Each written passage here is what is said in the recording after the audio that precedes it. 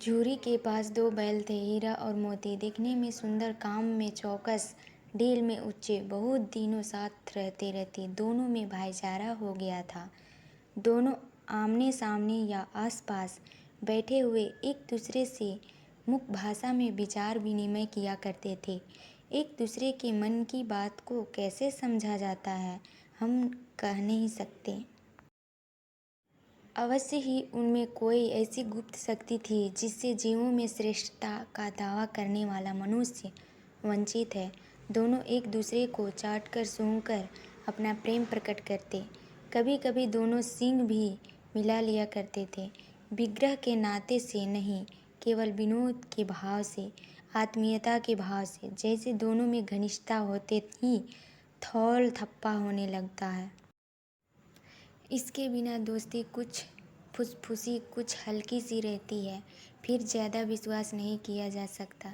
जिस वक्त ये दोनों बैल हल या गाड़ी में जोत दिए जाते और गर्दन हिला हिला कर चलते, उस समय हर एक की चेष्टा होती कि ज़्यादा से ज़्यादा बोझ मेरी ही गर्दन पर रहे।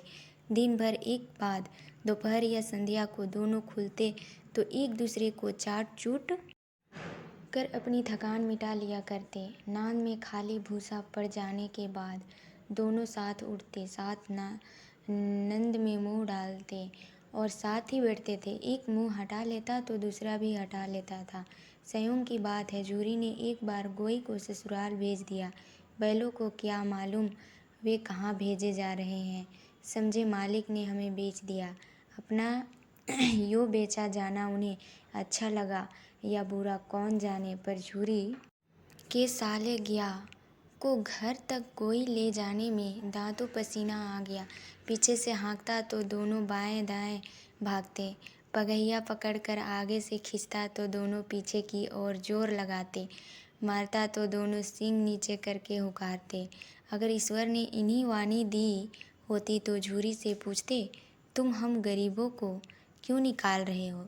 हमने तो तुम्हारी सेवा करने में कोई कसर नहीं उठा रखी। अगर इतनी मेहनत से काम ना चलता था और काम ले लेते, हमें तो तुम्हारी चाकरी में मर जाना कबूल था।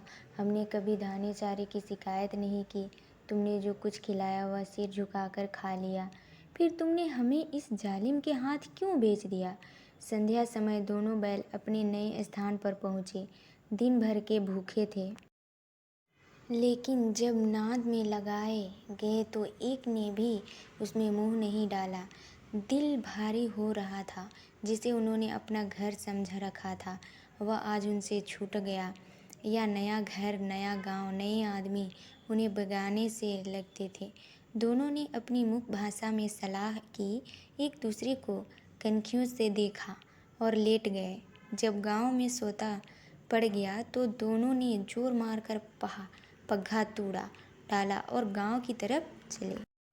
पगहे बहुत मजबूत थे, अनुमान न हो सकता था कि कोई बैल उन्हें तोड़ सकेगा, पर इन दोनों में इस समय दूनी शक्ति आ गई थी। एक एक झटके में रस्सियां टूट गई। झूरी प्रातःकाल सोकर उठा तो देखा कि दोनों बैल चरनी पर खड़े हैं। दोनों की गर्दनों में आधा आधा घराव लटका रहा था, घुटने तक पांव कीचड़ से भरे हैं और दोनों की आंखों में विद्रोहीय स्नेह झलक रहा है।